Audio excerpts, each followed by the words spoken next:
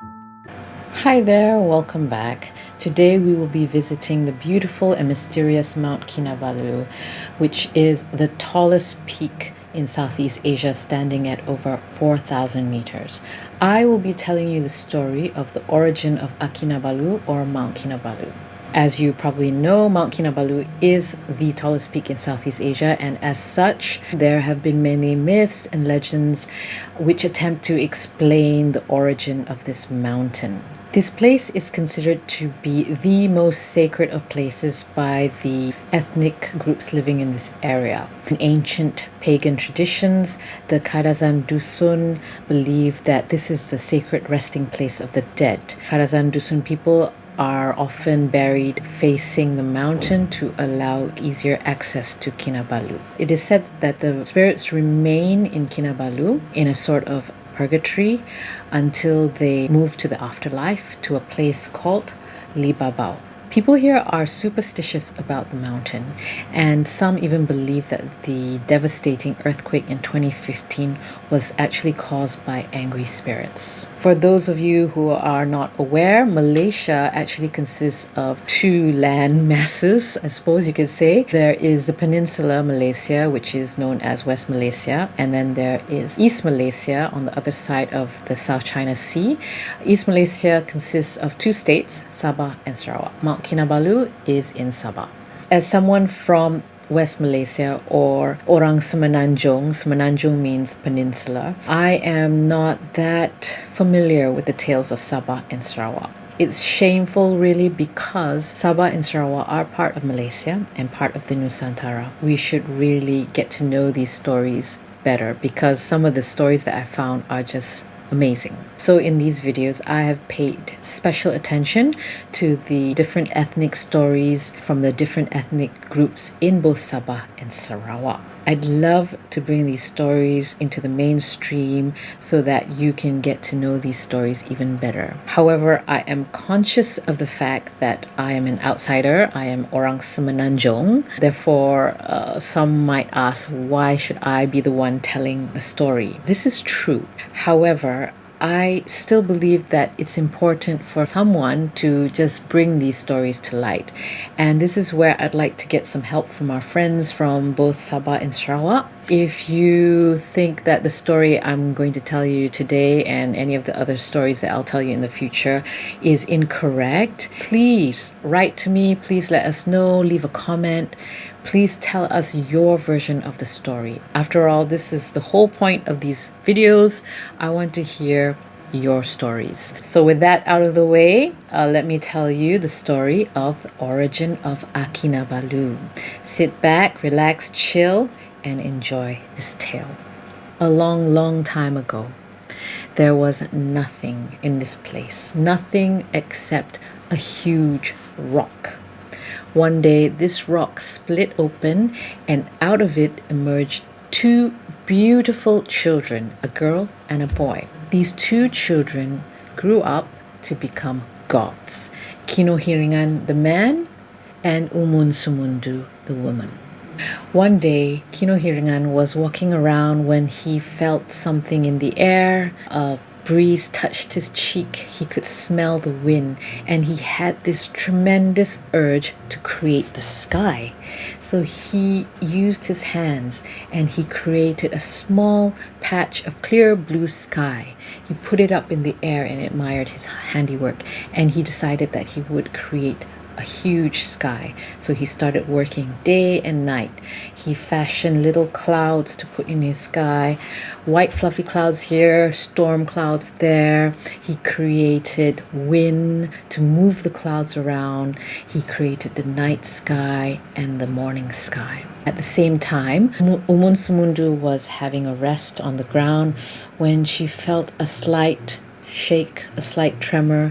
She could smell grass and soil, and she had the urge to create the land. She got the soil and the earth together, and she started kneading the soil together, and she created a nice piece of land. She created another piece and laid it out gently next to each other. Her land grew bigger and bigger. She would put seeds in some places and trees, little budding trees in others. In some places, she created fertile soil. In others, she made sand. And this is how they worked. Both Kinohiringan and Umunsumundu worked day and night, one to create the sky and one to create the land underneath. They worked so hard that eventually one of them got tired. Can you guess which one? It was the man, Kinohiringan. He got tired, he yawned, he stretched, and he thought, I'm gonna lie down for a bit. I've been working so long on my sky. My sky is actually looking quite good. A little rest won't hurt. So he laid his head down and had a little nap. In the meantime, the woman, Umunsumundu, continued to work on the land. She made so much land that she suddenly realized that there was not enough sky to cover the land. So she looked at Kinohiringan. She was a bit annoyed because he was sleeping. He was like slacking off. She woke him up. He said, "Oi, get up. Come, look at my land. It's so huge. I don't have enough sky to cover my land. You have to continue your work." Kinohiringan grumbled and he yawned and he got up and he said, okay, fine, I will make more sky for your land. He worked for a while, but then he was really, really tired and he thought, forget this, I'm going to have a nap. This is too much for me. So he slept again, and this time he slept for a long time. And Umunsumundu didn't realize that Kinohiringan had slept, and she had made so much land. When she looked up at the sky, there was not enough sky to cover the land. Her land was hundreds, thousands, millions of times bigger than the sky.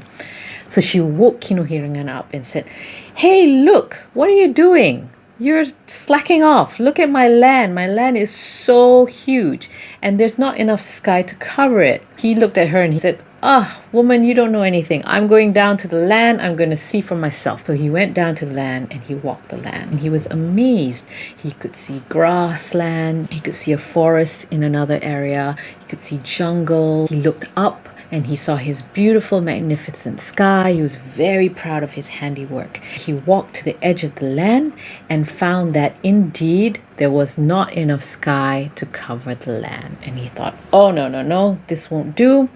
I have to sort this out. He took the land and he began to push it and push it until it would fit under his sky. He manipulated the earth and he created hills and mountains. In some places, he created huge holes in the ground, pushed and pushed and pushed until in a particular place, he pushed so hard that the land got together up in the air until it met the sky. And he looked up at this majestic mountain and he declared that this is Akinabalu. This is a sacred place. This is the story of the origin of Akinabalu. The end. Where did I get this story from? In 2013, I actually climbed Mount Kinabalu. I can tell you it was a mind-blowing experience. The place is beautiful. I can see why people would think that it is a sacred place. When we finally descended down the mountain, I was tired. I couldn't walk. I could hardly walk. And I noticed a little shop at the top of the stairs. I wanted to see whether they had any books on Mount Kinabalu, so I painfully climbed the stairs up to the shop, and I'm glad I did, because in a little corner in that shop I found a book called Kadazan Folklore by Rita Lasimbang. She compiled and edited it, and it was written in association with the Kadazandusun Language Foundation, which is rare. Folklore books written by the people that they represent is like gold dust. So naturally I grabbed this book. I found many stories, fabulous stories in this book. This is one of them. Another interesting aspect of this story is its relevance to a relatively new field of study called geomythology. And that consists of two words, geology and mythology.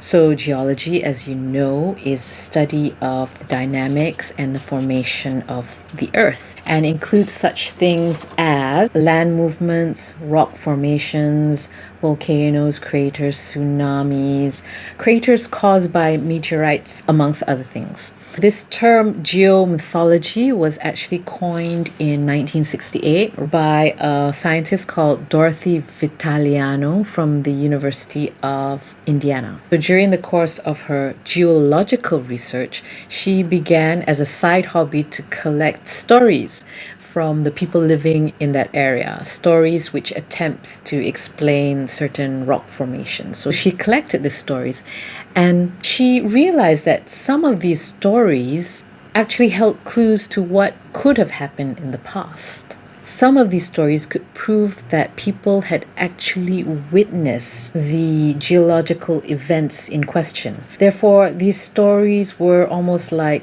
clues to the geologists. Geomythology provides useful information about past earthquakes, tsunamis, impact events, fossil discoveries, and other events which are otherwise scientifically unknown or difficult to trace. Why do these type of stories exist? People in the past lacked the scientific knowledge that we have today. And I think this is mainly why they use stories in their attempt to understand the world.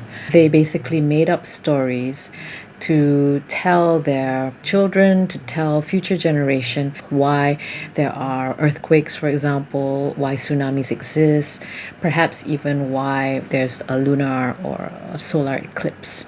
Keen to pass on the stories to their descendants, these stories would often be passed down from generation to generation. And as such, some of these stories continue to exist today. I'll give you some examples from around the world. This example is from Hawaii, which is the story of Pele's hair or Pele's tears. Pele is a Hawaiian goddess. This story attempts to explain the formation of the Hawaiian Islands. Another example from India is Rama's bridge. In the Hindu epic Ramayana, Sita, the wife of the god Rama, was kidnapped by a demon and taken to the island of Lanka, Sri Lanka today. Bears and monkeys help Rama build a bridge between India and Lanka to enable him to cross over and to save his wife. Recent satellite images have revealed a 29-kilometer line of limestone shoals that stretches from India to Sri Lanka. This 29-kilometer bridge between Sri Lanka and India would have been drowned when sea levels rose above the last ice age. So it's technically possible that people could have used this as a bridge, cross over between the two countries 4,500 years ago. Another example from India as well is the legend of Mahabalipuram. The tsunami in the Indian Ocean in 2004 revealed the truth of this legend. Mahabalipuram was a port city on India's northeast coast and was said to be home to 7 pagodas. Today, only one pagoda exists, which is the shore temple. The tsunami actually removed centuries of sediment from the ocean floor just off the coast to reveal the existence of some submerged temples. There's also some local examples which could technically fall under the category of geomythological stories. One is si Tanggang and also the story of Supirak, which is also from Sabah. This story seeks to explain the existence of huge rock formations such as ships, people, and even household items. I will be telling you the story of si Tanggang soon, so you can stay tuned for that one. Another is the story of Puteri Santubong, which explains the existence of Mount Santubong in Sarawak. These are just some examples of stories which fall under the geomythical category of stories, which I believe this tale, The Origin of Akinabalu, falls under as well. So what is this fairy tale about? I believe this fairy tale attempts to explain the existence of Mount Kinabalu in a way that venerates the gods. In this case, Umunsumundu and Kinohiringan. It's a classic origin story. I mean, where did this mountain come from? It may be considered a geomythical story because it features someone, a god, who is basically pushing the land, turning it into a mountain. In other words, the movement of the earth. I think that perhaps the people who lived here in the past tried to explain how this mountain got there. They tried to explain how it became so high and why it's so sacred. They did this in the form of a story. This story is special. It takes into account their beliefs, their veneration for the two gods, and it was passed on from one generation to the next. So what do you think of this story? I'd love to hear your thoughts, so please do leave a comment. I hope you enjoyed this fairy tale, and if you did, please do like and subscribe to my channel. Next week, I'm going to backtrack a bit and go back to our little pig king because I've recently discovered a fabulous Italian version of a Pig King story, and I thought it would be fun to compare and contrast the two Pig King stories. Since I'm constantly reading and researching fairy tales, I find new things to add all the time, so there will be a lot of going back and forth in these videos. So I hope you enjoyed the story of the origin of Akinabalu. Next week, I'll tell you the Italian version of the Pig King, and just for fun, we will compare and contrast that story to the Nusantara version of the Little Pig King. I hope to see you then. Goodbye.